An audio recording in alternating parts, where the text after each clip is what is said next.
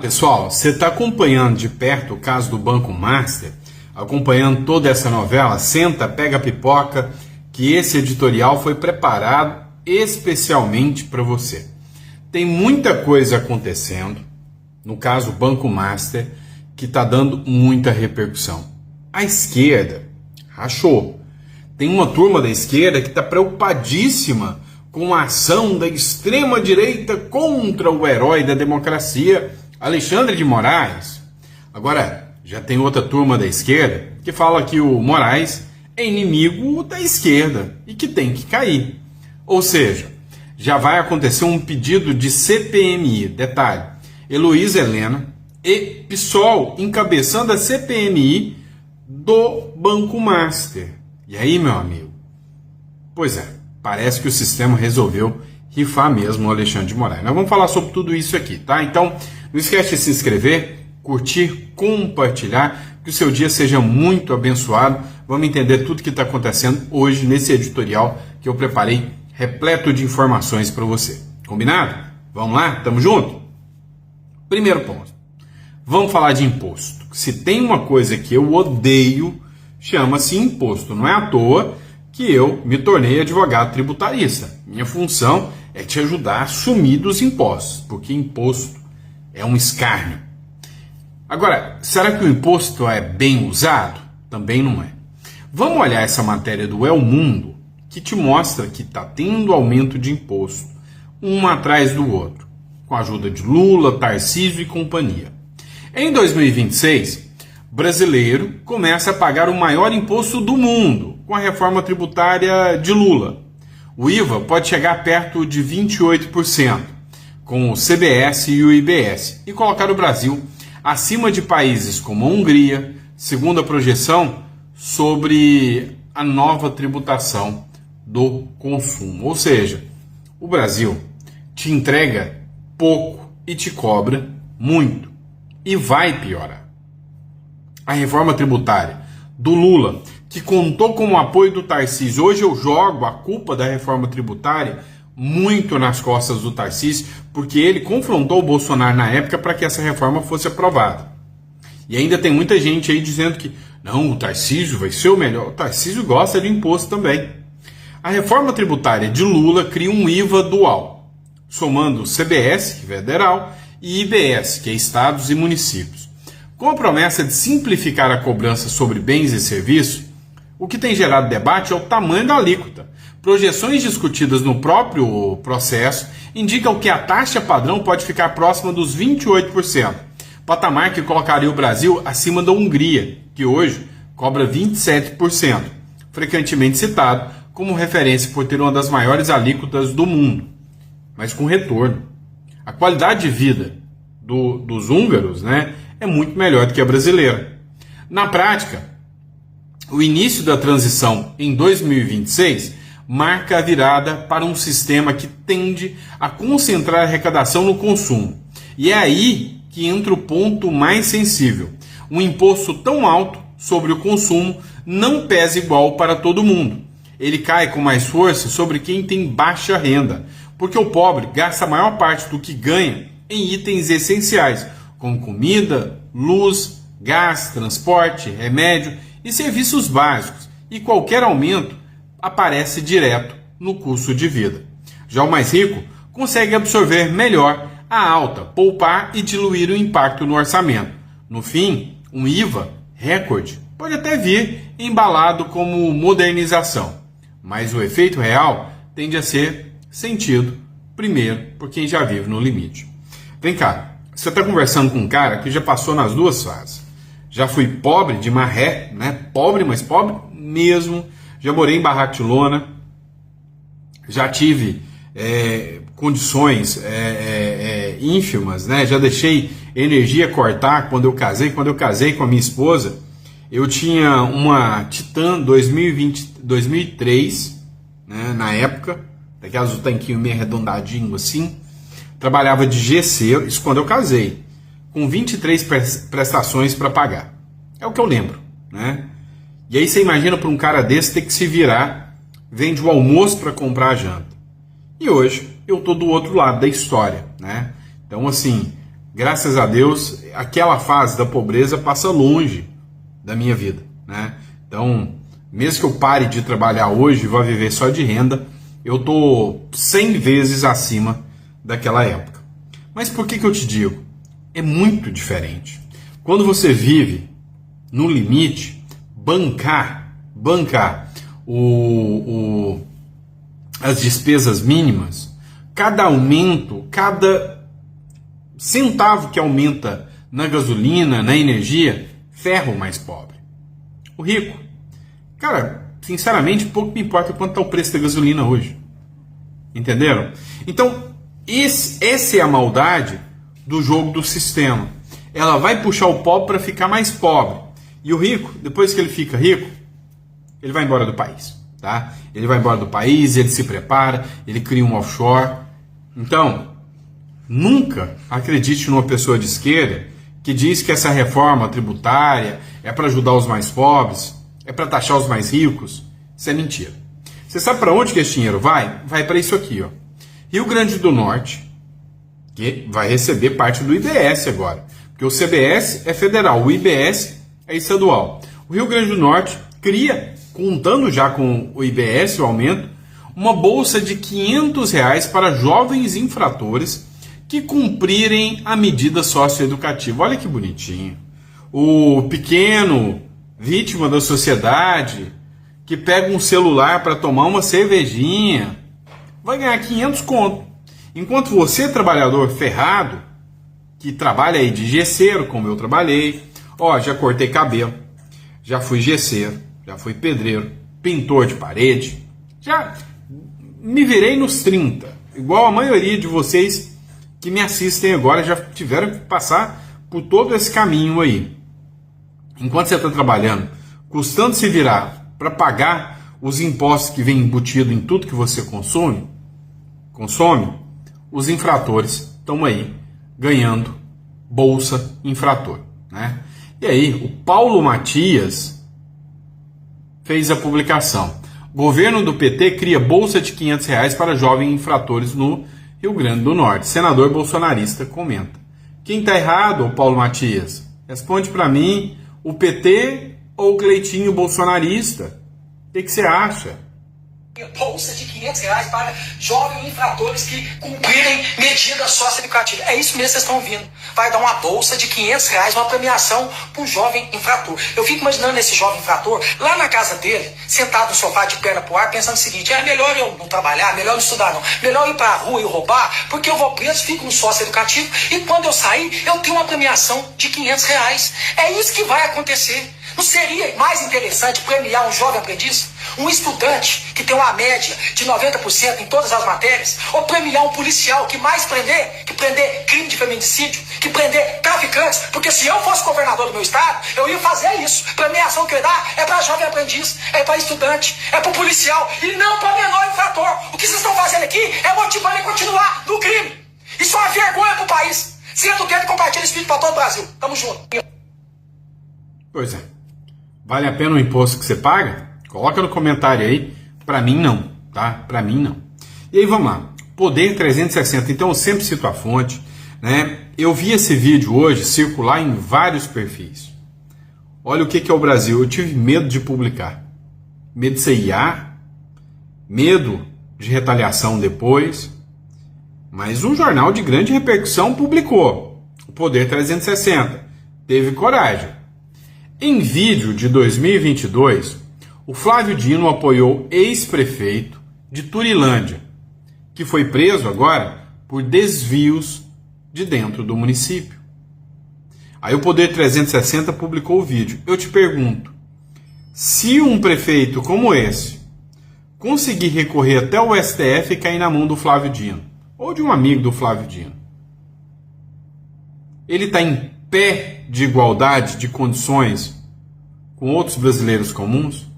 Por isso que deveria haver uma vetação infinita de participação no Supremo de qualquer um que já tenha tido na vida participação político-partidária.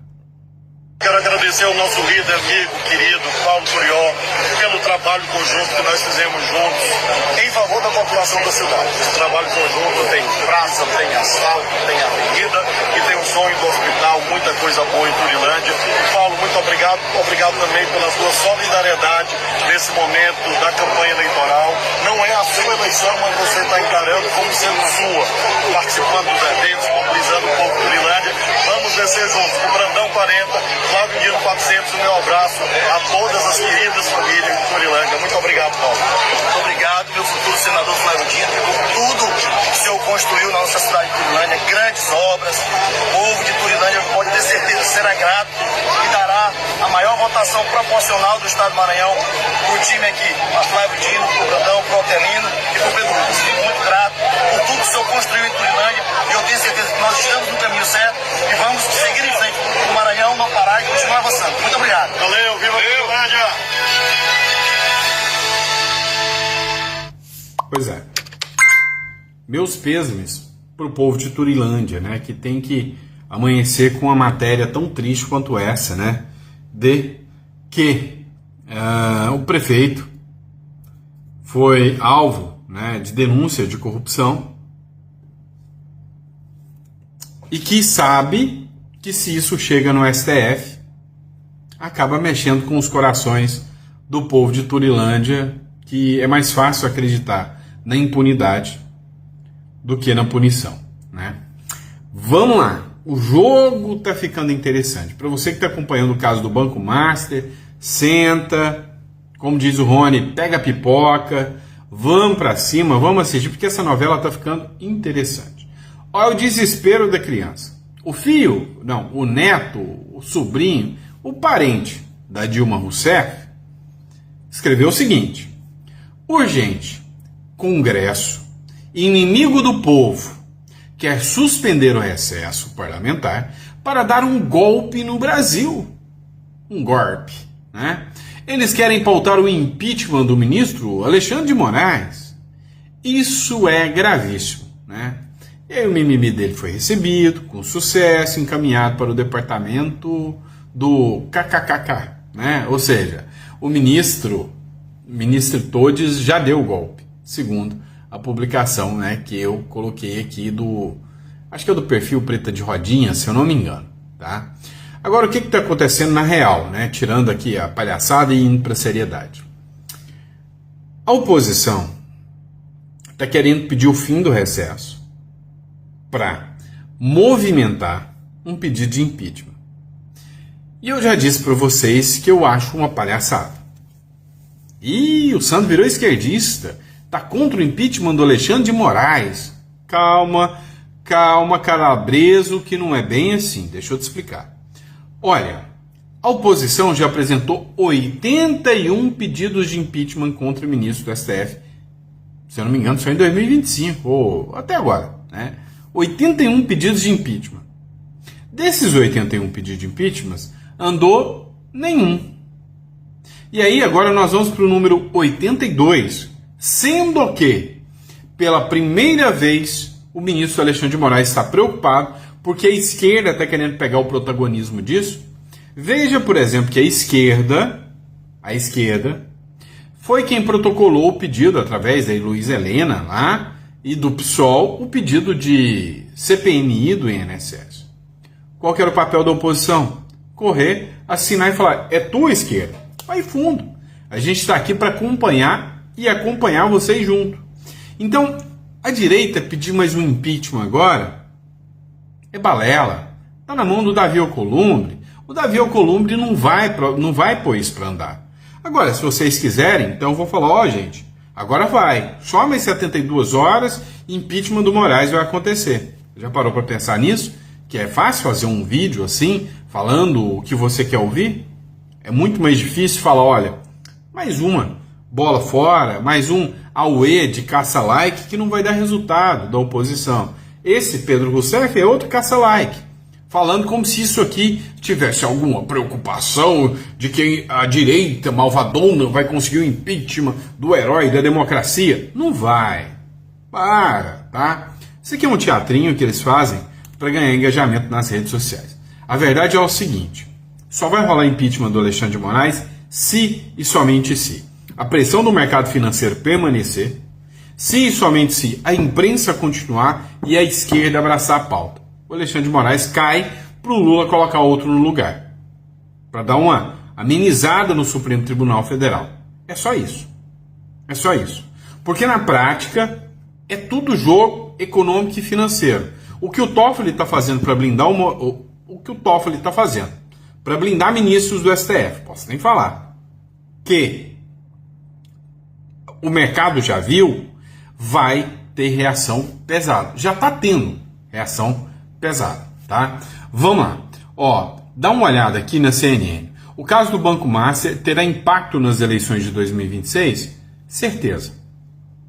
Das instituições também ajudariam. Eu vou com a Edilene Lopes agora, que vai trazer, Edilene, uma leitura sobre o quanto que esse desgaste, envolvendo a STF, envolvendo a política, o quanto isso bate na eleição. Porque a partir de agora, gente, dificilmente a gente vai descartar qualquer evento em Brasília que não acabe tendo algum impacto nas eleições, né, Edilene? Com certeza, Thaís. Vai ter impacto nas eleições. É importante a gente lembrar que uma das principais bandeiras da base do ex-presidente Jair Bolsonaro é o combate ao que eles consideram excessos por parte do Supremo Tribunal Federal. Então, toda e qualquer pauta que enfraqueça o STF é uma pauta que fortalece a base do ex-presidente Jair Bolsonaro. Eu acabei de conversar, por exemplo, com o Gilberto Silva, que é o novo líder da oposição na Câmara dos Deputados, e de acordo com ele, na próxima segunda-feira, parlamentares da oposição, tanto deputados quanto senadores, vão suspender, mesmo que de forma extraoficial, o recesso parlamentar, que só termina em fevereiro,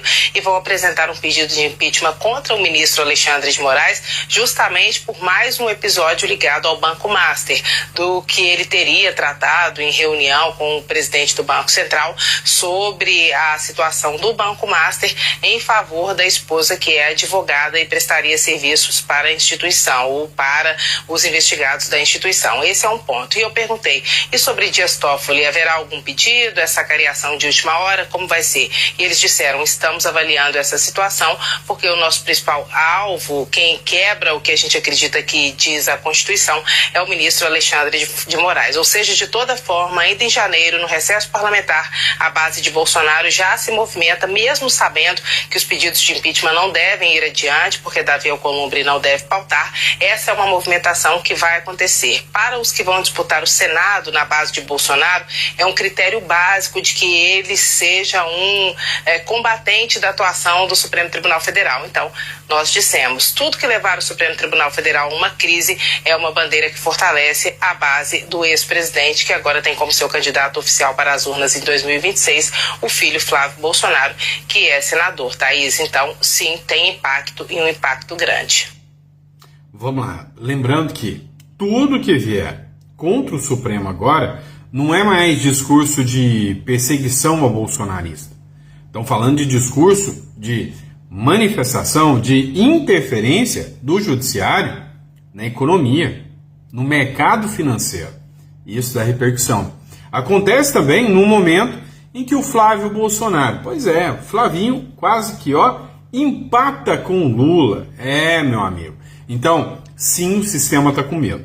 O Braddock Show fez uma publicação hoje. Por quê? Os militantes radicais de esquerda, estão defendendo o Alexandre de Moraes. Já os militantes extremistas da esquerda estão contra o Alexandre de Moraes. E aí, ou é radical ou é extremista. O que aconteceu? A turma do Brasil 247 disse que não existe prova nenhuma e que o contrato de 129 milhões da esposa de Moraes é falso, é uma fake news, que isso nunca existiu. O jornalista Sam Puncher, do Metrópolis, veio, desmentiu, chutou o balde. Essa informação é do jornal Braddock Show, do YouTube. Jornalista desmente o Brasil 247. O contrato de 129 milhões da esposa de Moraes foi encontrado pela PF. O jornalista desmentiu o Brasil 247, que é um jornal de extrema esquerda, tá? O Brasil 247. O contrato de 129 milhões da esposa de Moraes foi encontrado pela PF. O site petista Brasil 247 publicou matéria afirmando que o contrato milionário existente entre Viviane Bars E o Banco Master não existe. É fake news descarada. O jornalista Sam Puncher foi direto. O contrato foi localizado no celular de Daniel Vorcaro. Não foi nenhum jornalista que localizou. Foi a Polícia Federal. Puncher ainda confirmou que o escritório da esposa de Moraes de fato atuou a favor do banqueiro em processo de difamação e resumiu a reação da militância, né? A galera entrou no modo full negacionismo, ou seja, negacionismo total agora quando, né, é para apurar abusos, possíveis abusos vindo do STF. O padrão se repete. Quando os fatos são ruins para o governo, a mídia aliada inventa uma realidade paralela. Mas documento em celular apreendido pela PF não desaparece só com manchete, né? E aí vamos lá, dá uma olhada nessa próxima bomba aqui, publicada pelo Vinícius Carrion. O Feltrin, jornalista, afirma que muita gente na Globo acha que Moraes passou dos limites. Uma de suas fontes revelou que a emissora está com medo de que a democracia brasileira esteja desmoronando nas mãos, nas garras do Alexandre de Moraes. E aí a Globo vem defender a democracia. Olha que bonitinho, tá? Você acredita nisso? Não. Deixa eu contar. Deixa o Titi contar para vocês de novo. O mercado financeiro não está satisfeito. Porque as decisões do STF para blindar o Banco Master, que nem é da turminha dos bancões, está impactando as ações, está impactando o dólar, já está começando a subir, está impactando o mercado brasileiro. E aí o que está acontecendo? A turma da Faria Lima, que é a cabeça do Vorcaro e do Banco Master. E o STF não está deixando.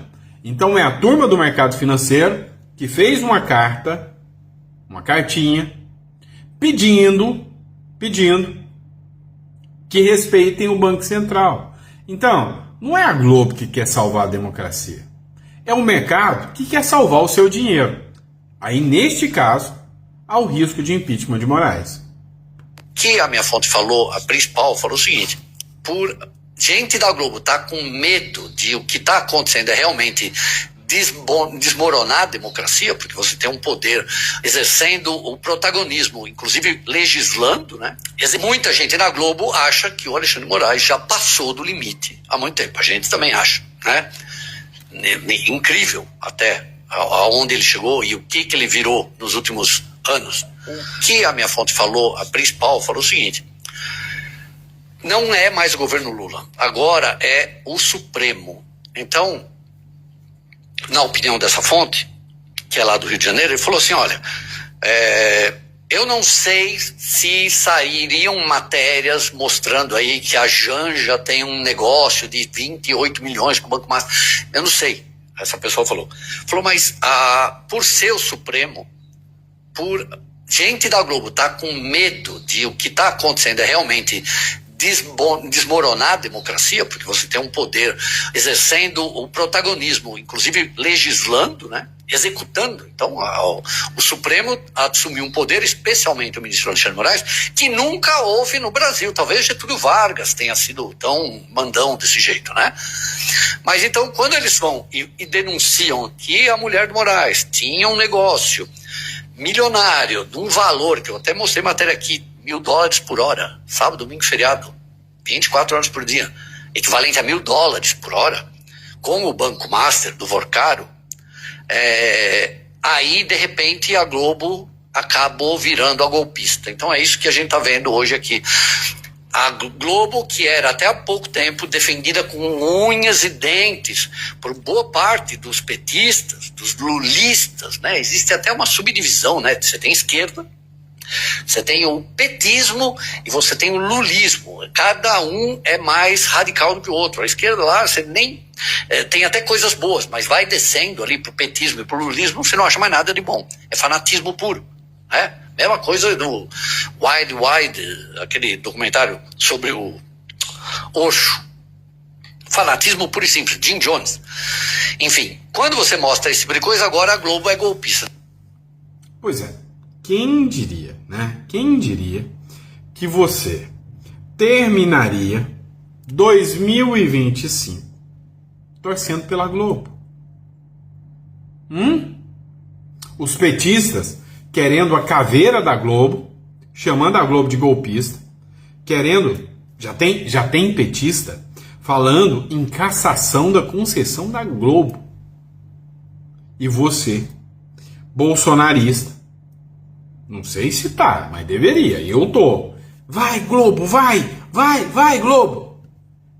Tá vendo tanto que a política é uma caixinha de surpresa? Tanto que o negócio é doido, né? É bem doido. Eu tô torcendo pra Globo partir pra cima como um trator. Vamos lá. O Sóstenes Cavalcante acabou de publicar agora. Grave. A CNN explica sobre os 129 milhões a esposa de Moraes no escândalo. Cara, todos os jornais estão batendo o tempo inteiro. É domingo, é sábado, tá todo mundo gravando vídeo. E o assunto do Banco Master tá mais falado do que o caso das joias do Bolsonaro. Olha que maravilha, né? Porque bateram em cima do caso das joias, sendo que o Lula levou containers e bateram. Até que o TCU falou, não tem nada de roubo aqui não. Agora, estão batendo em cima do Moraes. Será que também vão falar que não tem nada? Porque agora é o mercado que quer a cabeça do Moraes. Vamos entender então a cronologia dos fatos. A gente tem uma tela para você. No dia 11 de dezembro, o jornal O Globo publica uma reportagem revelando um contrato. Tudo parte daí, do Banco Master com a mulher do Alexandre de Moraes, Viviane Moraes. O contrato previa que o escritório da família trabalhasse na defesa de interesses da instituição e de Vorcaro no Banco Central, na Receita Federal e no Congresso Nacional. Presta atenção, que isso aqui é importante, tá? Tem um advogado, ele é de esquerda, chama-se Raposo. Ele não é radical, ele só é esquerda, tá? Mas ele é advogado. Discordei muito em muitos pontos que ele falava, da trama golpista, mas ele fala muitas coisas sensatas também. E aí ele falou uma coisa muito importante, ele está fazendo uma série de vídeos, se alguém quiser até marcar o Raposo aí, pode marcar, tá? Gosto do padrão dele, apesar dele ser de esquerda, eu gosto de quem é sensato, tá? Vamos lá, o que aconteceu? Ele falou o seguinte, existe o contrato, e se existe o contrato, se a Viviane Bassi não atuou na defesa do Banco Master, se a Viviane Bassi não atuou na defesa do Banco Master junto ao Banco Central, por que o contrato existe? Porque ela foi contratada para fazer a defesa. Se ela não fez, quem fez? Porque quando o Alexandre de Moraes chega e fala, não, em momento algum a Viviane Bassi atuou na defesa do Banco Master. Ok, o contrato fala que era para ela fazer isso. Por que ela não fez? Você entende que cada vez mais o assunto fica difícil de ser explicado? E a própria esquerda que está cobrando isso? A reportagem dizia ainda que o escritório Bassi de Moraes receberia um pagamento de 129 milhões com o Banco Master, prevendo o pagamento mensal de 3,5 milhões entre 2024 e 2027. Só que, com a liquidação do Master, os pagamentos teriam sido interrompidos. No dia 22 de dezembro, saiu uma nova reportagem da Malu Gaspar, no Globo também, detalhando que Alexandre de Moraes teria procurado o presidente do BC, Gabriel Galípolo, pelo menos 4 vezes, para tratar de interesses em favor do Banco Master. A informação foi confirmada pelo nosso analista de política, Caio Junqueira. Moraes teria feito pelo menos 3 contatos por telefone e se encontrou presencialmente com o Galípolo pelo menos uma vez. A partir de 22 de dezembro, a partir dessas informações da Malu, parlamentares disseram que iriam apresentar um novo pedido de impeachment contra Alexandre de Moraes. O pedido de CPI também está sendo analisado pelo senador Alessandro Vieira. No dia 23 de dezembro, Moraes só se manifestou oficialmente sobre o caso na manhã de terça-feira, afirmando que a reunião que teve com Galípolo foi para discutir as consequências da aplicação da Lei Magnitsky contra ele. Também citou que foram feitas reuniões individuais com o presidente jurídico do Banco Itaú e com a presidente do Banco do Brasil, além de um encontro coletivo com os presidentes da Confederação Nacional das Instituições Financeiras, da FEBRABAN, do BTG e os vice-presidentes do Santander e do Itaú para discutir esse tema. No dia 23, o site oficial do BC informou: o Banco Central confirma que manteve reuniões com o ministro do Supremo Tribunal Federal, Alexandre de Moraes, para tratar dos efeitos da aplicação da Lei Magnitsky. No dia 23 ainda, na noite da terça-feira, o jornal Estado de São Paulo publica uma reportagem dizendo que Moraes fez ao menos 6 telefonemas a Galípolo para saber sobre o andamento da operação da compra do BRB Master. No dia 23 de dezembro, mais tarde, já na noite de terça, em uma segunda nota, o magistrado nega os telefonemas a Galípolo a fim de pressionar pela aquisição do banco. Pois é, só juntar a quebra de sigilo telefônico, prova a inocência do Moraes, ele permanece sendo um herói nacional pela defesa da democracia e tá tudo bem, tá tudo lindo. Vocês não acham? Pois é, né? Tem muito o que ser explicado aí, tá? Vamos lá, pessoal. Ó, você que tá me acompanhando aí, ó, clica aqui, tá no link aqui, eu vou deixar para vocês, e migra mais. Pessoal, a gente já vai estar voltando dia 5, tá? Então, a gente está de recesso do dia 20 até o dia 5 agora, mas você já pode agendar a sua consulta. Você vai clicar no link aqui para estar agendando a sua consulta. Quando você entrar em contato, entenda uma coisa: tem muita gente entrando em contato, tá? Então, você só vai conseguir a agenda mesmo e olha que a gente está com 7 funcionários lá atendendo, especialistas em Uruguai e Paraguai atendendo, mas consulta só lá para a 2ª ou 3ª semana de janeiro, devido à demanda. Todo mundo está morrendo de medo do Brasil e está correndo atrás do Paraguai. Então você manda uma mensagem ou para esse telefone aqui, ou para o link que está aqui, entre em contato, converse conosco. Vai ser um prazer estar aqui falando com vocês, tá bom? Grande abraço, fica com Deus e até o próximo editorial. Abraço!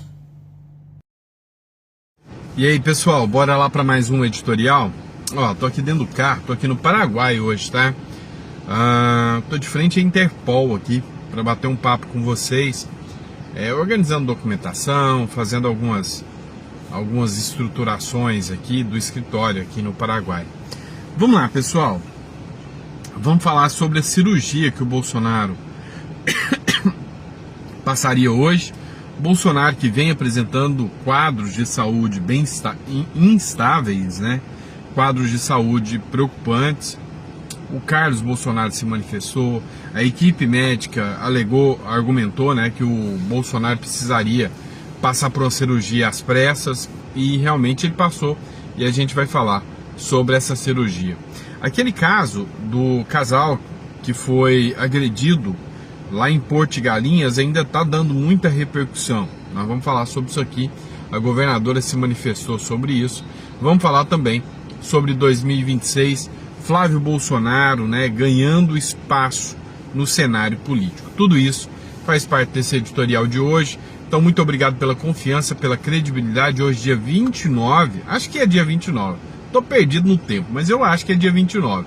Dia 29, esse é o nosso editorial número 3, tá bom? Bora pra cima. Vamos lá. Carlos Bolsonaro diz que o Bolsonaro passou a madrugada com pressão altíssima. Não é de hoje que a família Bolsonaro vem argumentando, né, os problemas de saúde que o pai vem passando, né? O pai vem apresentando um quadro de saúde bem complicado, uma situação não favorável para o Bolsonaro, e aí vem essa publicação do Carlos, né, dizendo que, além de tudo, além das crises de soluços, além da hérnia, que o Bolsonaro precisou passar por cirurgia, agora crise de pressão alta. O ex-vereador Carlos Bolsonaro descreveu que a madrugada dessa segunda-feira foi de muita preocupação para o pai. O ex-presidente Jair Bolsonaro, que está internado no Hospital DF, está em Brasília, após passar por uma cirurgia para tratar a hérnia inguinal bilateral.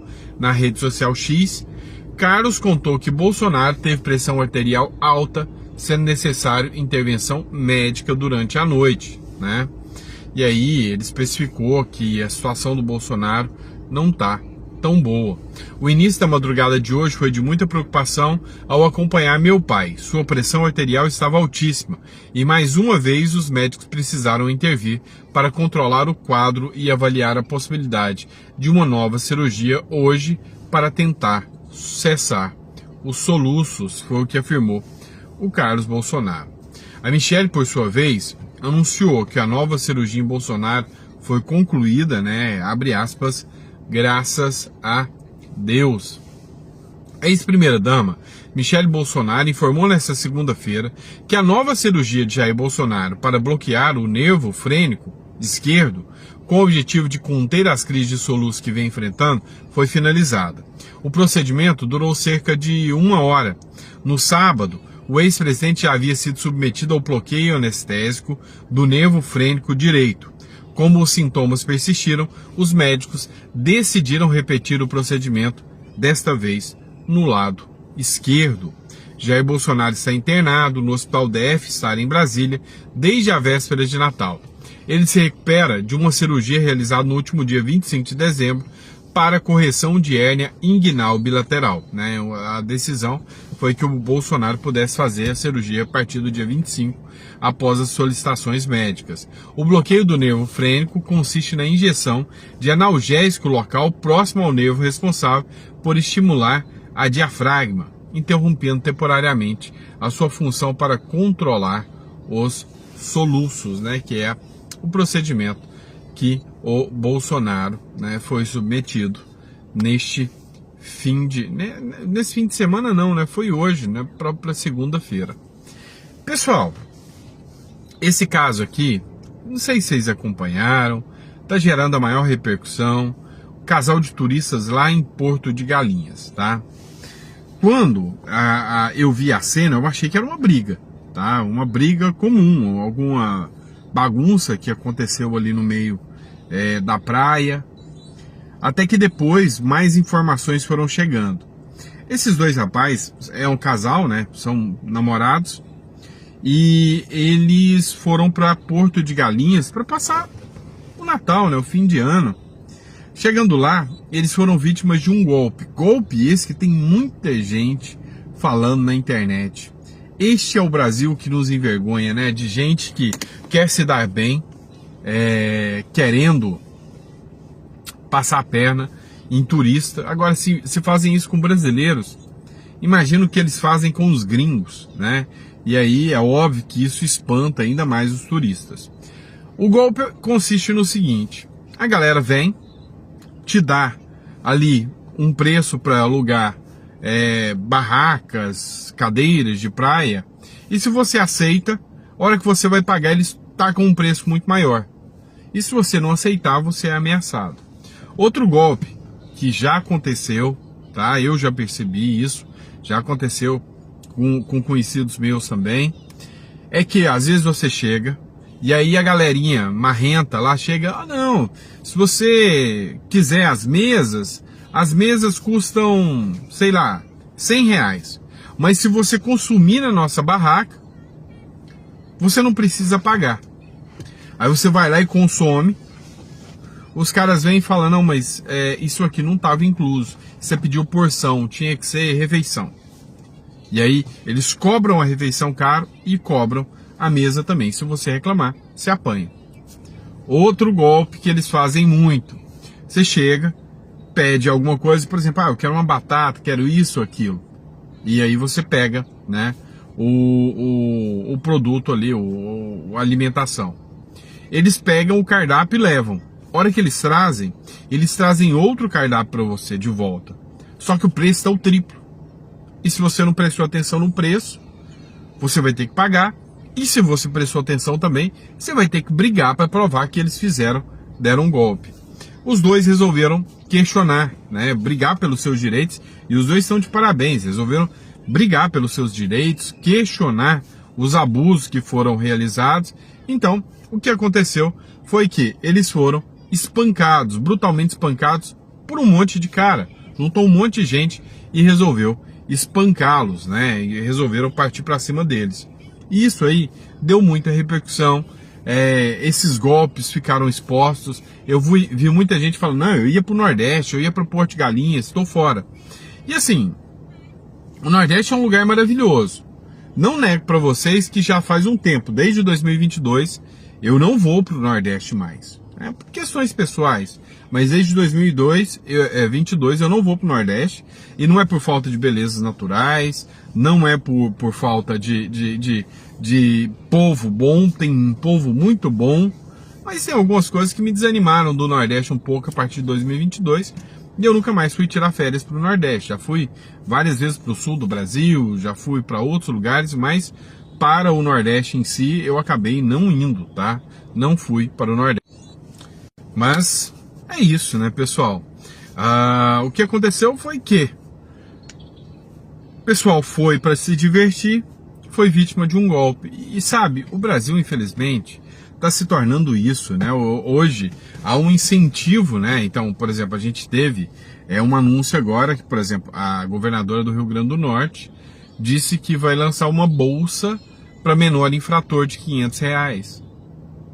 Cara, é um país que você ser o certo, você ser o pagador de impostos, você ser a pessoa que paga, que paga seus impostos em dias, que cobra os seus direitos, você é um canalha, você tem que apanhar.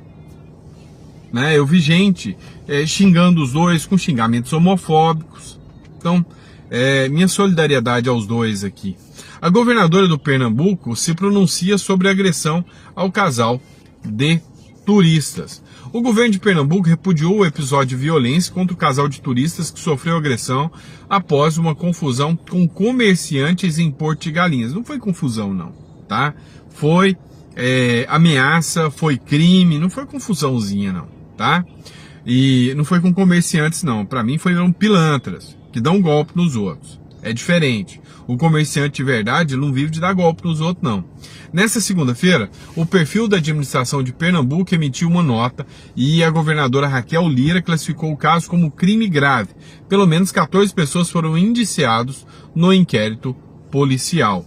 Aconteceu um episódio que não vamos tratar de um incidente, vamos tratar de um crime grave, que aconteceu contra 2 turistas que vieram nos visitar e foram à praia, e que infelizmente foram espancados de maneira brutal por criminosos que ali estavam na praia, escreveu Raquel Lira. O governo informou que, apesar de o ordenamento e a fiscalização do comércio serem atribuídos a municipais, foram reforçadas as ações de segurança no local. Até o momento, 14 pessoas foram identificadas, né? Fez o papel, né? Fez o seu papel. Vamos lá, pessoal. Hoje, né, vocês vão ver um vídeo bonito aqui, onde mulheres de direita resolveram fazer um manifesto contra, né, as ações da esquerda, as atitudes da esquerda. Acompanha aqui comigo. Por décadas, a esquerda sequestrou pautas de maneira perversa, se colocando num pedestal de superioridade moral e se intitulando como o lado do bem. A direita aceitou o rótulo que lhe colaram calada. Mas 2026 está aí e não dá mais para se calar. Neutros serão cúmplices. Não apenas pautas ideológicas que estão em jogo. Estamos falando também de política, de economia, de direitos humanos. Para nós, nossos filhos e netos. Postem, falem, assumam, tenham coragem. A união gera movimento. Postem, falem, assumam, tenham coragem. Por que disso? Porque quem põe a cara que nem eu, que nem elas, vira alvo. Vira alvo. Pode a qualquer momento receber alguma visita indesejada. É isso. Mas assim, quanto mais as pessoas ficarem com medo, quanto mais as pessoas se acovardarem, mais eles vão tomar conta. Então, essas mulheres lindas aqui que fizeram esse vídeo, se exporam, tiveram coragem, têm coragem de expor a verdade, de falar a verdade. Esse é o ponto. Este é o ponto. Parabéns a todas, tá? Parabéns a todas. Vamos lá. O deputado Giovanni Cherini fez uma publicação agora. O tombo vai ser grande. O Brasil despertou e não aceita mais mentiras. O governo Lula é reprovado por 50%, apenas 45% o aprova. Tá caindo a aprovação do governo Lula, tem esquerdistas se virando contra o governo Lula, tá? Porque você tem que entender que tem os esquerdistas, os petistas, os lulistas, que são figuras diferentes. E o Lula tá perdendo muitos esquerdistas, né? Principalmente com algumas pautas que ele vem implementando.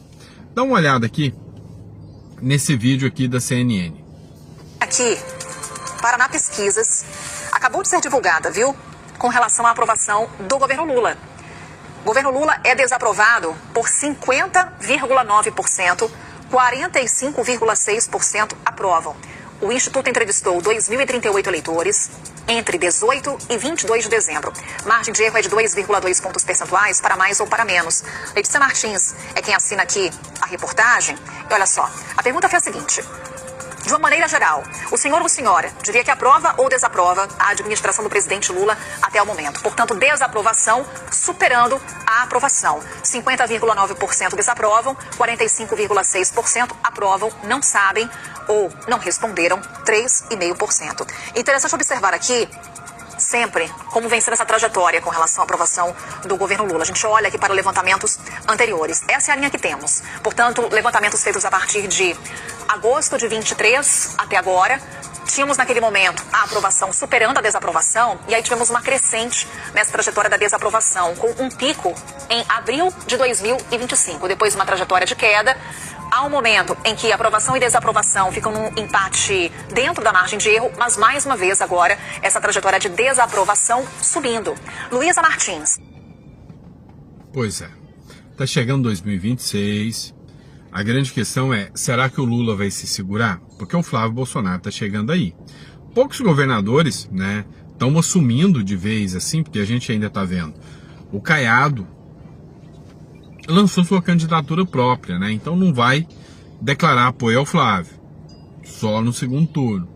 O Ratinho não sabe se vem ou se apoia o Flávio Bolsonaro, quem sabe vice. O Zema também já falou, eu tô pronto para ir, mas se precisar do Zema para ser vice ou para fazer apoio e vir como senador, eu também acho que vai. Agora o governador Cláudio Castro já declarou, vem para ajudar o Flávio. Minha visão é que a direita brasileira tem que ter um candidato forte e que a gente não poderia esperar como estava esperando o jogo seguir sem uma definição. Então, já que definiu pelo Flávio, tem que todo mundo apoiar o Flávio, deixar possíveis sonhos pessoais, projetos pessoais. Eu sempre disse que faria o que o presidente Bolsonaro falasse, até porque eu sou do PL e eu fui eleito nessa onda bolsonarista, então não tem como pensar diferente a não ser apoiar o senador Flávio, que é meu amigo há muitos anos, desde a infância, e eu estou de cabeça na campanha dele, e se lá na frente, por um acaso tiver uma mudança, eu estarei de cabeça em quem o presidente Bolsonaro determinar.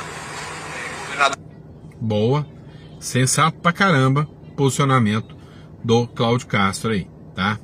Vamos lá. E o Flávio Bolsonaro tá movimentando. Olha só, jovem vendedor ambulante se emociona após reconhecimento de Flávio Bolsonaro nas redes sociais. E vão xingar ele tudo, vão usar xingamentos racistas, mas é a esquerda que vai fazer isso. Yes! Nosso presidente não é só de falar, ele estende a mão realmente para quem veio de baixo. Eu acabei de ver a notificação que o Flávio Bolsonaro acabou de me seguir, fiquei feliz demais. Eu fiquei pensando, como que eu vou agradecer isso? Como que eu vou falar? Como que eu vou expressar? Mas eu vou ser eu. Vou fazer um vídeo agradecendo. Muito obrigado de verdade. Eu vi que ele repostou o vídeo no feed dele. Eu falei, cara, que legal. Eu fui ler a legenda, por mais jovens assim. Cara, imagina o seu futuro presidente falar isso de você. Me sinto honrado de verdade. Muito obrigado, Flávio. Estamos todos junto a você para fazer desse país um país melhor, um país próspero de verdade. E não podemos deixar do jeito que está. E com você eu tenho certeza que vamos prosperar de verdade. Você merece, moleque. Tô feliz, eu gosto de gente assim. Gosto da rapaziada assim, tá? Que põe para frente, não tem medo de se expor, de enfrentar, de mostrar a sua luta. É isso aí, cara. Eu gosto de jovens assim. Parabéns, parabéns mesmo. Vamos lá, pessoal. Vamos falar aí do Gasbank Master, né? Essa bomba relógio, né? Eita. Agora, parte do STF tá? Vocês entenderam certo. Acredita que Toffoli pode anular na canetada, na cara dura, a liquidação do Banco Master. Anular a liquidação do Master. E aí que eu venho com a apuração, Diego. Por quê? Aí eu tô dando um spoiler de uma coluna que eu vou escrever daqui a pouco, mas já dando a apuração. Dentro do STF, a avaliação de que sim, o Toffoli pode acabar ali dando uma canetada, digamos, e anulando a liquidação do Master. Mas aí, conversando com um ministro que não acredita nessa hipótese, dizendo assim, não, calma, mas espera lá, isso daí ele vai fazer um inquérito policial. E aí uma outra fonte me disse assim, não, mas tem precedente, já suspenderam acordos de leniência, e o Toffoli ele está com diversas investigações, não apenas essa questão do inquérito, tem outras petições, tem outros instrumentos ali que poderiam fazer o Toffoli tomar essa medida. Seria uma medida, Diego, que como mostra a reportagem da Mariane, como já mostrou algumas reportagens nos últimos dias, que avalaria muito o poder do Banco Central, né? Caso a Justiça, caso o ministro Dias Toffoli, depois dessa cariação, resolvesse de fato, numa canetada, anular a liquidação decretada do Master pelo Banco Central em novembro, seria de uma gravidade muito, muito grande. Mas a operação que eu tenho aqui dentro do STF, tem gente que acredita que sim, diante desse posicionamento do ministro de avocar para si, de colocar sigilo, de manter a cariação amanhã, mesmo com o Banco Central dizendo, olha, me explica aí, você está investigando o meu diretor? Você está investigando a autarquia? O Banco Central fez essa demanda ao Toffoli. O Toffoli disse, não, mas eu vou manter a cariação mesmo assim. E o Banco Central tinha dito, olha, não precisa ser no dia 30 de dezembro, né? Podemos tratar isso, até porque essa cariação, neste momento, enfim, o Banco Central questionou tudo isso e o ministro disse, não, vou manter mesmo assim. Essa postura de Toffoli, que gera dentro do STF a percepção de algumas fontes de que, olha, não duvido que ele possa anular a liquidação do Master. Pois é. Se ele faz isso, meu amigo, joga toda a credibilidade do Banco do Banco Central no lixo. No lixo. Vamos lá, pessoal. Correio precisa de 8 bilhões para 2026, diz presidente da estatal. Depois de fazer um PDV, um plano para mandar um monte de gente embora, mais de 1.500 pessoas. Os Correios precisam captar mais 8 bilhões para 2026. Lembrando que o Lula está tentando tapar o rombo fazendo empréstimo em banco, tá? Informou o presidente da estatal, Emanuel Rondon, em coletiva de imprensa nesta segunda-feira. A empresa conseguiu aprovar um empréstimo de 12 bilhões advindo de bancos privados e públicos. Porém, a necessidade da empresa era de 20 bilhões para poder bancar os funcionários. Segundo Rondon, a oferta desse montante de crédito tinha taxas muito altas. Por isso, a estatal acordou um valor menor com taxas mais adequadas à necessidade da empresa. Resumindo, o cara fala até em privatização já. Estou aqui na sede dos Correios em Brasília, porque aconteceu na manhã dessa segunda-feira uma coletiva de imprensa com a diretoria da estatal, junto com o presidente dos Correios, Emanuel Rondon, para detalhar o plano de reestruturação da empresa que passa por uma crise financeira. Dentre os principais pontos abordados na coletiva estão a redução do quadro de funcionários e também o fechamento de 1.000 agências, de um total de cerca de 6.000 agências que os Correios possuem. Além disso, o presidente também falou que no momento não há olhar para a privatização, mas está sim sendo feito um estudo técnico sobre a possibilidade de economia mista para a empresa. A gente está enxergando sem olhar, né? Hoje não tem olhar sobre privatização, mas tem olhar sobre parcerias e sociedade. Então, assim, tem exemplo de sociedade de economia mista, funciona. Tem exemplos em que não há sociedade de economia mista, mas há parcerias específicas para termos relevantes, como negócio financeiro de seguridade, a gente também está enxergando dessa forma. O que a gente espera que a consultoria nos traga são os pontos que casem com a realidade da empresa no contexto que a gente está. Para enxergar qual é o melhor modelo para a gente seguir. Mas assim, a gente está bem aberto, não tem nenhuma definição de que tipo de parceria vai ser feita ou não. Os Correios vêm passando por uma crise há meses. Até setembro deste ano, o valor da dívida chegava a 6 bilhões de reais. Na última sexta-feira, a empresa fechou um empréstimo de 12 bilhões de reais com as empresas Itaú, Bradesco, Santander, Caixa e Banco do Brasil, na tentativa de tentar reverter essa dívida para os próximos anos. Cara, o cara simplesmente está quebrando os Correios, está quebrando o Brasil. É assim, é absurdo, né? É absurdo. E aí veio matéria urgente, o presidente dos Correios anuncia a demissão de 15 mil funcionários. A fase 2 a gente já está falando de uma reorganização, tá? E aí, o principal ponto ali, os 4 principais pontos, né? A otimização do quadro de pessoal e gestão de benefícios. Então, vem sendo anunciado o PDV de 10 mil empregados para 2026 e mais 5 mil para 2027. Nossa. A gente tem uma revisão de cargos de média e alta remuneração, tanto nas unidades estáticas, né, superintendências estaduais, como aqui na sede. E a gente tem a revisão do plano de saúde e de previdência, né, para gerar menor impacto atuarial e menor custo administrativo para a empresa e também para os empregados. Essa fase gera uma economia anual de 2,1 bilhões de reais, tá? Impacto em 2027. Para o funcionário do Correio que fez o L, bem feito para você, tá? Vamos lá, tô aqui no Paraguai. O que vocês precisam de entender? Cara, é absurdo a quantidade de brasileiros gigantesca que estão aqui no Paraguai, tá? Ó, fuga de brasileiros para o Paraguai, busca por residência bateu recorde em 2025. Olha o jeito que tá a migração aqui.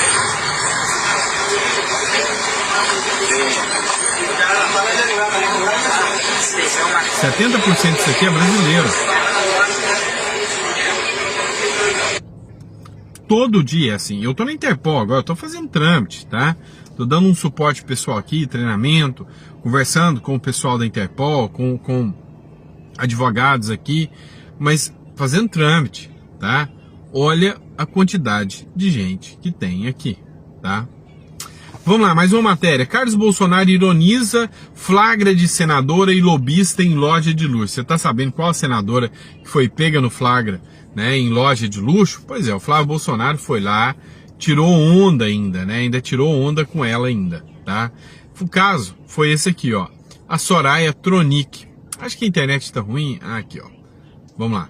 Ó, o caso foi esse aqui, ó, Soraya Tronic. Deixa eu ler aqui para vocês, tá? Ó, o ex-vereador Carlos Bolsonaro ironizou nesta segunda-feira o flagra da senadora Soraya Tronic com o controverso lobista Silvio Assis em uma loja de luxo nos Estados Unidos. Nas redes sociais, o filho 02 do ex-presidente Jair Bolsonaro comentou o encontro entre a senadora sul-mato-grossense e o lobista, revelado pela coluna mais cedo, e escreveu: democrático, cale-se, ou seja, jamais questionem a turma democrática. Como a coluna mostrou, Soraya, que foi relatora da já concluída CPI das Bets no Senado, foi vista fazendo compras ao lado de Assis em uma loja de luxo nos Estados Unidos na sexta-feira. A senadora e o lobista foram flagrados fazendo compras juntos na loja de grife francesa Louis Vuitton, do The Mall at Millenia, né? Nem sei se é isso que fala mesmo. Um dos principais shoppings de luxo em Orlando, no estado da Flórida. Nunca vi, nem sei se é para passar no cabelo, tá? O que é isso, tá bom? E aí, a senadora aqui, plena e glamurosa, aplicando seu socialismo de plantão.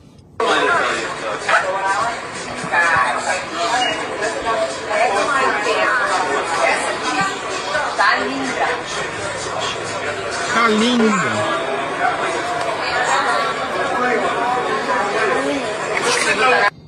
Pois é, né, pessoal? Pois é. E é isso, pessoal. Vou parar por aqui, tá? O dever me chama e eu volto daqui a pouco com mais um editorial para vocês. Grande abraço, pessoal. Pessoal, É impressionante como um governo de esquerda envergonha um país. Vocês sabem que eu estou aqui no Paraguai há 90 dias, né? Eu já venho falando, postando algumas coisas para vocês, mas vamos lá, tá uma vergonha. Qualquer lugar que você chega, qualquer paraguaio que você vai conversar, os caras falam, pô, por que vocês votaram no Lula? Por que vocês estragaram o país de vocês? Vou trazer uma matéria aqui do La Nación para você ficar um pouquinho envergonhado, tá? Literalmente. Vamos falar também sobre o caso do Banco Master, que continua gerando muita repercussão. Vamos falar sobre a intervenção cirúrgica que o Bolsonaro vai precisar passar. Enfim, muita matéria importante aqui para vocês. Então, muito obrigado pela confiança, pela credibilidade. Sejam todos muito bem-vindos a mais um editorial aqui do nosso canal. Não esquece de se inscrever, hein? Vamos lá. Matéria do El Nacional do Paraguai. O Brasil terá o maior imposto de consumo do mundo. É uma vergonha, gente. Aqui o Paraguai tem um imposto de 10%. E quando você vai em alguma loja, por exemplo, ontem eu fui no shopping com a minha esposa e não vem para o Paraguai com a esposa não, que é furada, que ela vai querer comprar tudo aqui porque é mais barato, tá? Você acaba pedindo desconto de turista, né? E aí acaba ganhando 10% de desconto, você não paga imposto.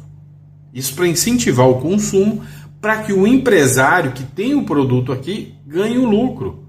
Ora, se o dinheiro está vindo de fora para comprar aqui dentro, o empresário, você ganha o lucro. E o Brasil vai no caminho totalmente oposto. Desde 2026, o Brasil terá o IVA mais alto do mundo, chegando a 28%, isso porando até os 27% da Hungria, exatamente o que eu falei no último editorial.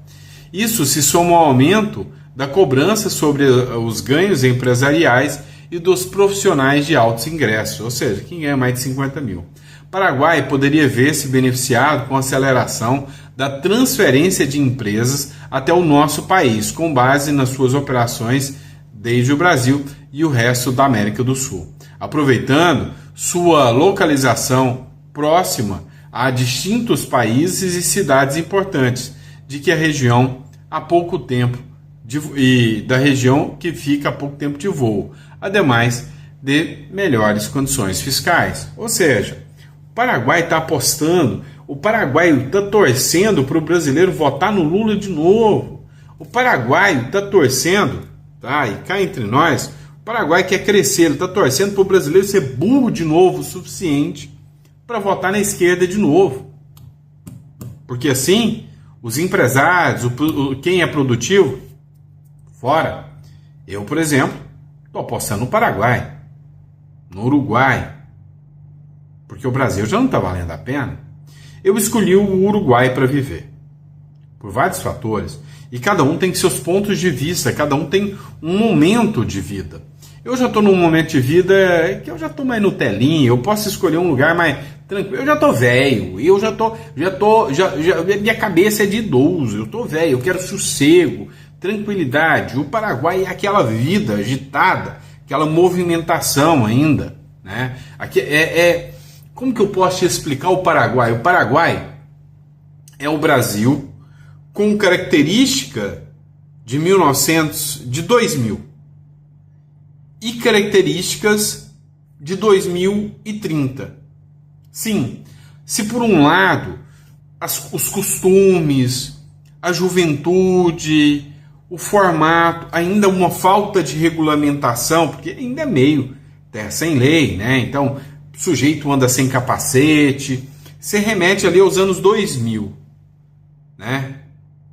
Nada de ideologia de gênero, um país muito voltado para a família, como por exemplo, teve o Natal agora, você não vê uma pessoa na rua, tá todo mundo passando com as famílias, né? Tudo fechado aqui no Paraguai. Então, você tem essa característica. Eu gosto de viver isso para me entender onde eu vou investir. Por isso que eu optei em ficar 90 dias no Paraguai. Já o Uruguai é uma pegada já mais, como que eu posso dizer, uma cultura maior, um nível de educação maior do povo uruguaio. Não estou falando de educação de te tratar, eu estou falando de conhecimento mesmo, universidades top, sabe?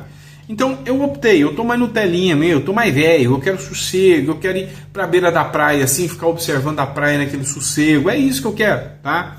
Então eu optei o Uruguai, mas são dois países maravilhosos. O Brasil é um país maravilhoso. É o poder público que ferra a gente. Então, quando você é um empreendedor no Uruguai ou no Paraguai, você é um herói. Enquanto que você, quando é empreendedor no Brasil, você é o bandido. Infelizmente. Infelizmente. Vamos lá. Enquanto isso, o governo está apostando em programas sociais de baixa renda para alavancar a popularidade, para ganhar mais 4 anos no poder, né? No poder, desculpem o gesto, te pegando, né? Infelizmente, o Brasil aposta nisso, no populismo barato, mequetrefe. Essa é a verdade. Vamos lá. Um dos fatos, né, do populismo barato é a redução do imposto de renda para quem ganha até 5 mil, isenção. O que eu apoio demais. Mas eu apoio de modo consciente, né? Uma redução significativa, uma estruturação onde os impostos sobre o consumo sejam reduzidos. Gente, não é o consumo que ferra o produtor, não. Vocês não entenderam isso?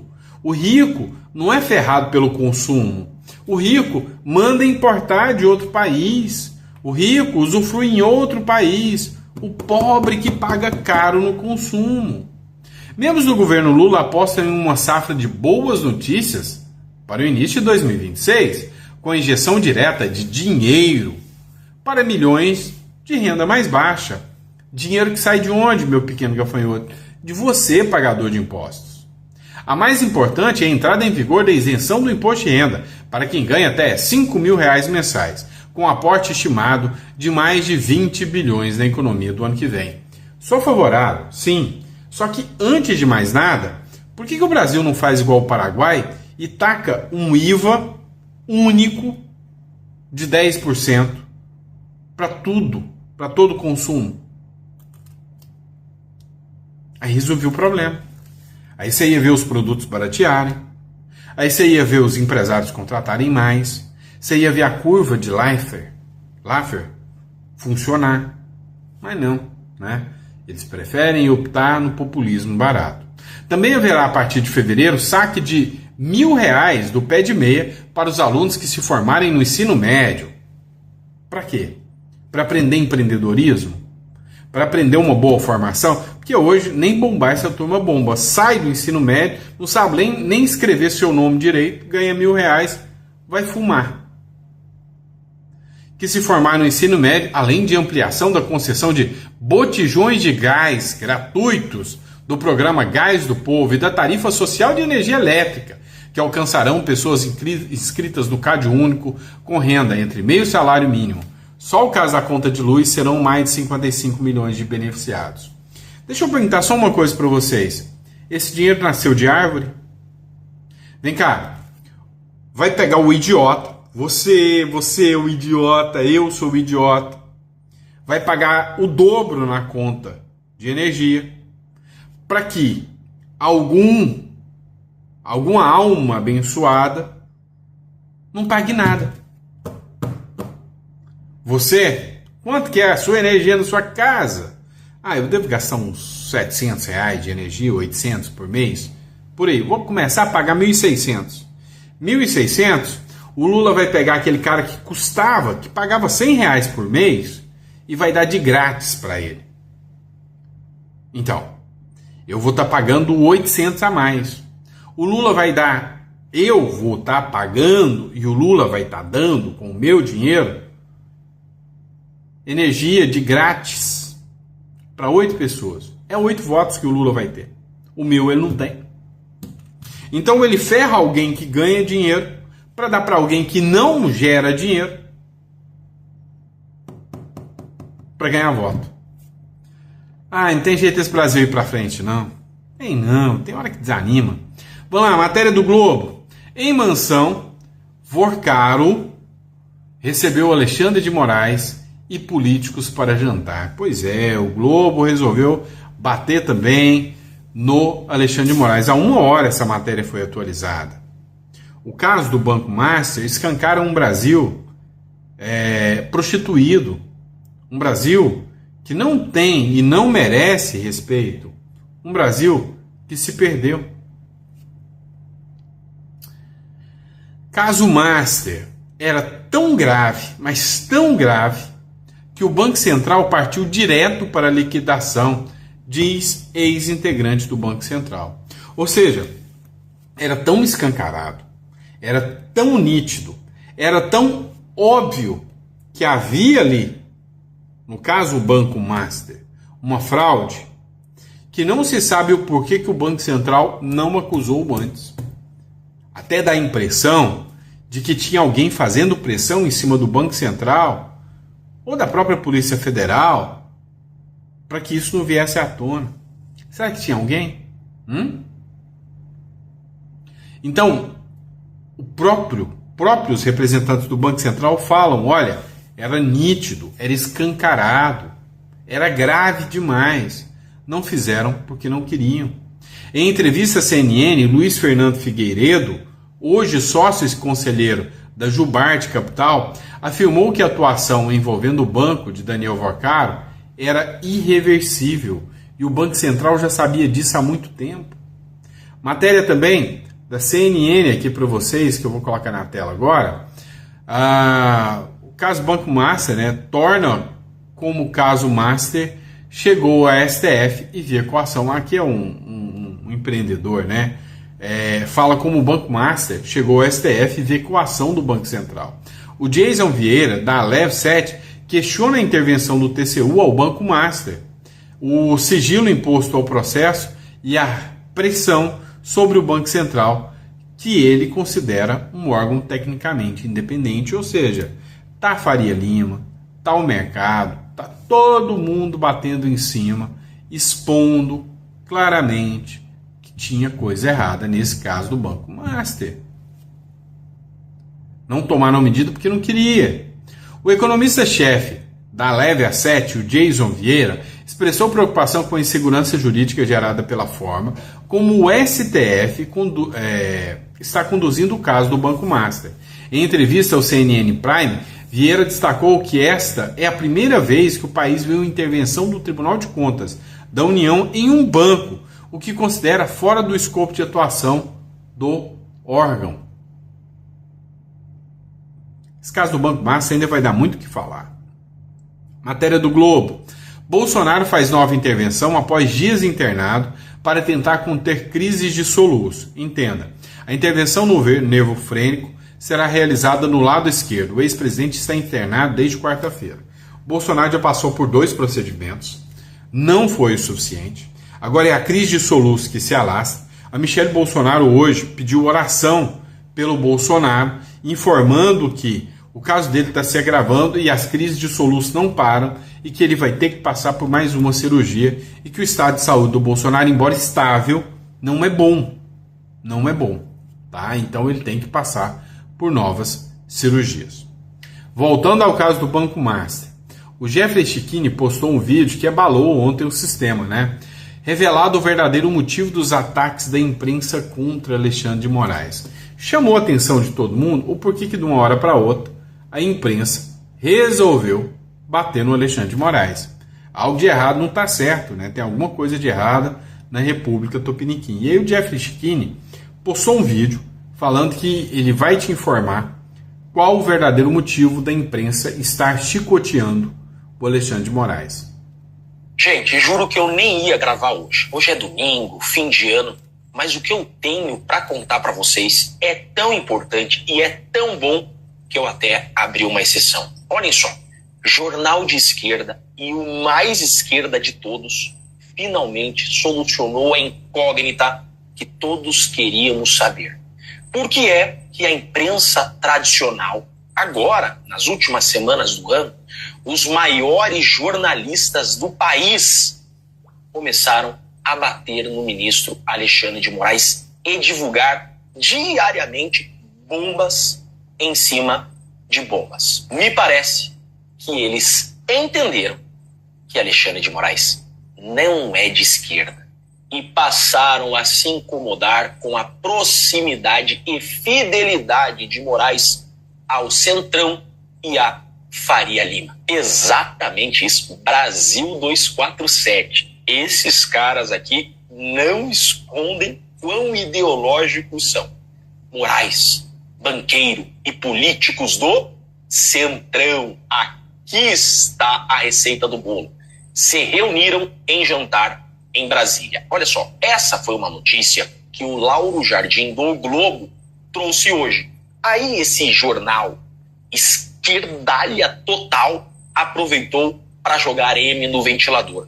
O que essa matéria vem dizer? Basicamente, essa matéria diz o seguinte: Alexandre de Moraes, a partir de hoje, é nosso inimigo. A esquerda sabe o potencial que o Moraes tem de ajudar o Centrão a estar no poder. E o Moraes, com sua fidelidade com o Centrão, que é da onde ele vem, seu apoio da Faria Lima, o Lula 4 dá tchau para 2026. E esse é o medo da esquerda. Por isso que os jornalistas militantes de esquerda, que estão nos maiores veículos de comunicação, passaram a atacar Alexandre de Moraes. Porque o próprio Lula deu carta branca para a militância. Tudo isso é medo que Moraes coloque em prática todo o seu potencial e o Centrão volte ao poder em 2026. Estão preocupados que Alexandre de Moraes, junto com a Faria Lima, junto com os banqueiros, junto com o Centrão, dê um bypass na esquerda e assumam o poder. Tá aqui, ó. O ministro do STF, Alexandre de Moraes, participou de um jantar na mansão do ex-banqueiro Vorcaro, dono do Banco Master. Aquele que é cliente da esposa do Moraes, um contratinho de 129 milhões de dólares. Aquele que foi preso no jardim particular, fugindo do Brasil depois de dar um golpe de 12 bi. Esse cara, em Brasília, ao lado de políticos do Centrão. Eles fazem questão de mencionar o motivo pelo qual Moraes virou inimigo declarado. Deputados e ministros do governo Jair Bolsonaro. Olha só, Moraes esteve com deputados do Centrão e ex-ministros do governo Bolsonaro. O encontro, realizado no último trimestre do ano passado, ocorreu na residência avaliada em 36 milhões. Sabe que quando o esquerdalha ele coloca esse número de milhões, é para deixar a militância com raiva, né? Sabem disso, né? Localizada no Lago Sul, a área mais nobre de Brasília. As informações foram reveladas pelo colunista Lauro Jardim, do Globo. E Moraes seria o único ministro do STF presente entre cerca de 20 convidados. Ou seja, militância, é só ele que vai apanhar. Selecionamos quem é o nosso inimigo, diz a matéria. Olhem que notícia encomendada para queimar Moraes, ó. O jantar aconteceu justamente quando já estava em vigor o contrato de 129 milhões entre o escritório da esposa do Moraes e o Banco Master. No encontro, Moraes dividiu as conversas com políticos poderosos do Centrão. Olha só, o jornal de esquerda dizendo, gente, o Moraes é do Centrão. Ou seja, a partir de hoje, ele é nosso inimigo. E isso que eu tô falando para vocês faz total sentido. Até porque, recentemente, saiu uma matéria no Globo, com aspas do governo Lula, dizendo o seguinte, que o Galípolo procurou o Lula para contar que o ministro Alexandre de Moraes estava tentando interferir no negócio Banco de Brasília e Banco Master. E o Lula disse, abra aspas, faz o que tiver que fazer. Em resumo, o Lula disse, pode cortar ele da nossa lista. Gente, para mim tá mais claro do que neve. Está revelado que todos esses ataques foram encomendados. Alexandre de Moraes não é herdeiro, não é parte do Foro de São Paulo. Alexandre de Moraes surge no Centrão, ascende no Centrão e sua fidelidade está com o Centrão. E o PT está morrendo de medo, porque agora que o Moraes não é mais necessário, já eliminou o Bolsonaro, eles estão com medo que Moraes agora contribua para que o Centrão acesse o poder. Até porque o PT sabe que Moraes tem esse potencial. Gente, estava na cara que algum motivo tinha para essas matérias serem divulgadas diariamente dessa forma. Tanto é que nos bastidores, só Gilmar Mendes ainda está segurando a mão de Alexandre de Moraes. Claro, ele é cria do Gilmar Mendes. E segundo bastidores, Moraes já está isolado até dentro da corte.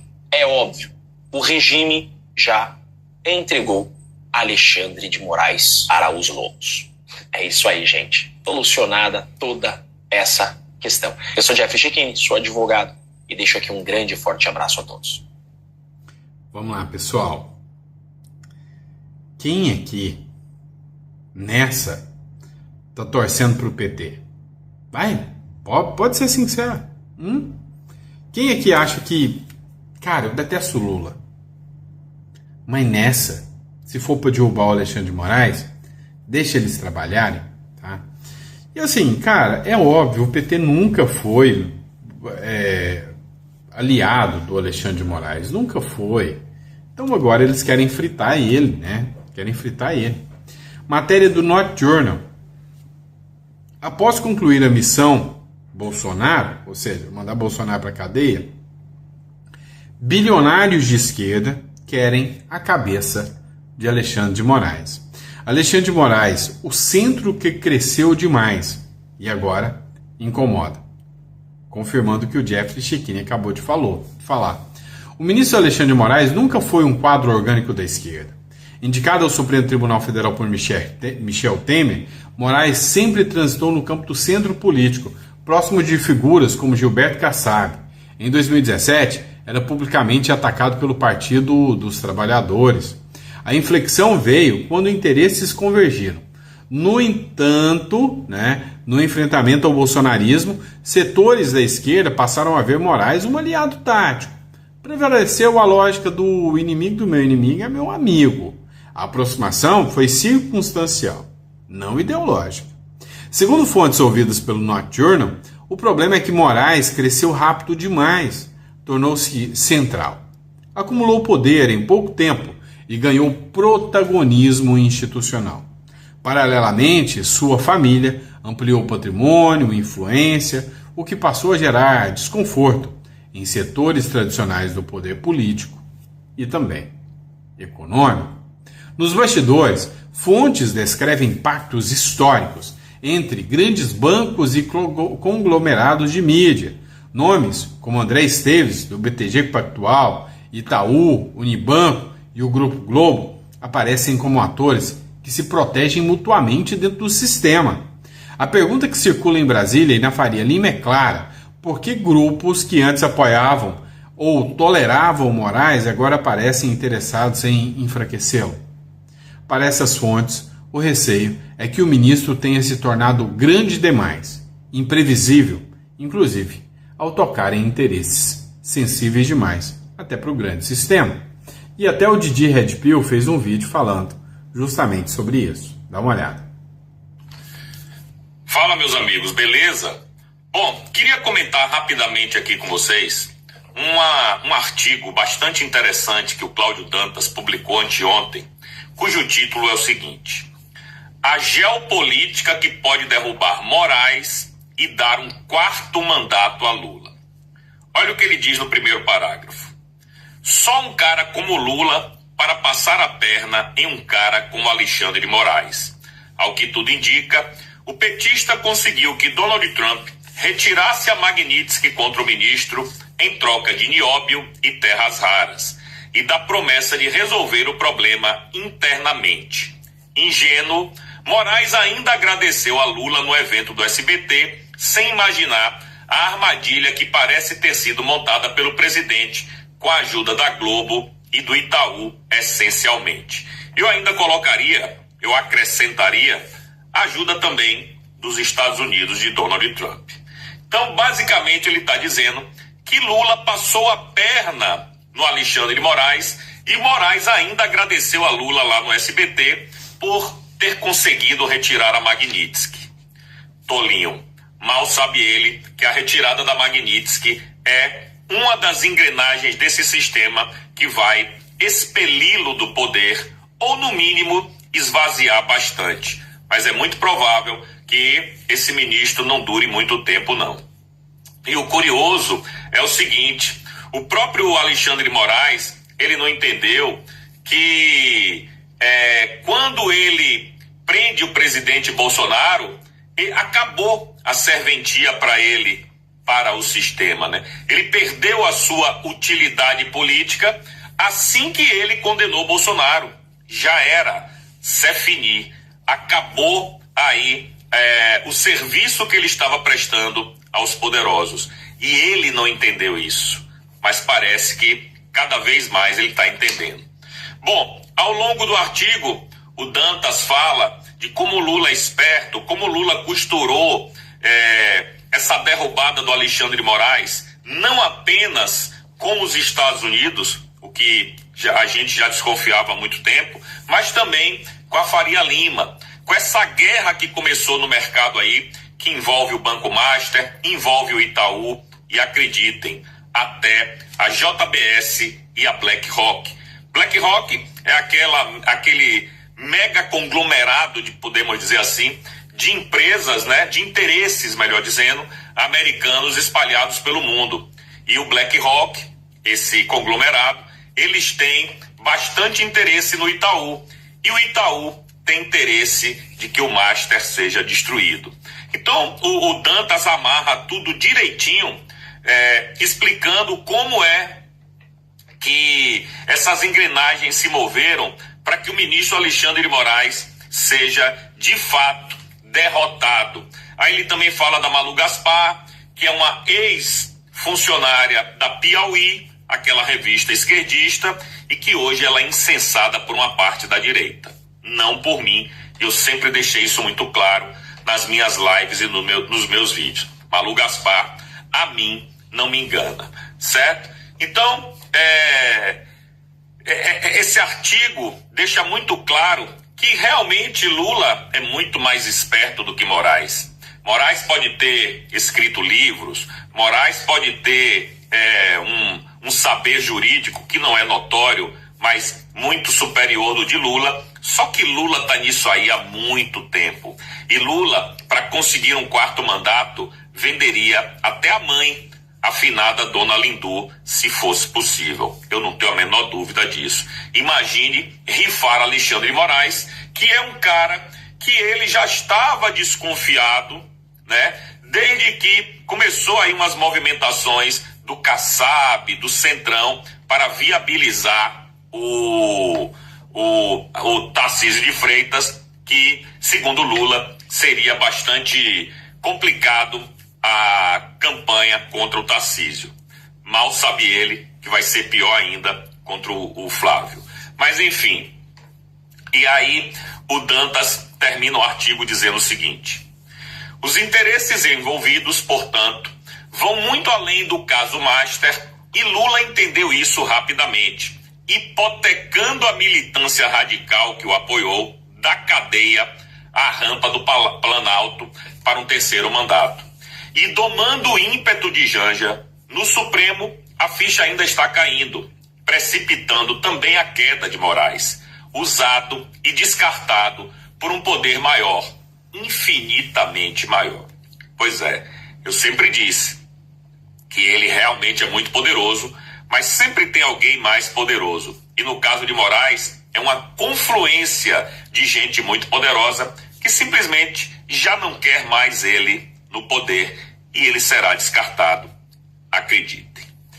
Pois é, meus amigos, deixa aí nos comentários se você acredita que a queda de Moraes é iminente ou não, e por que você acha isso. E se você ainda não é inscrito aqui no meu canal, cogite se inscrever no canal Didi Red Pill no YouTube. Pois é, né? Matou a pau aí. A única coisa que eu tenho que discordar do Didi Red Pill aqui é só uma. Que isso, Didi? Malu Gaspar é uma maravilhosa jornalista, A Rede Globo sempre foi muito boa, nunca foi Globo lixo, sempre foi muito imparcial, sincera, e todo mundo da esquerda que agora está batendo no Alexandre de Moraes foi gente boa. Pelo menos enquanto continuarem falando isso, né? Porque agora não é hora de bater na esquerda, deixa eles inflarem o ego, deixa eles continuarem.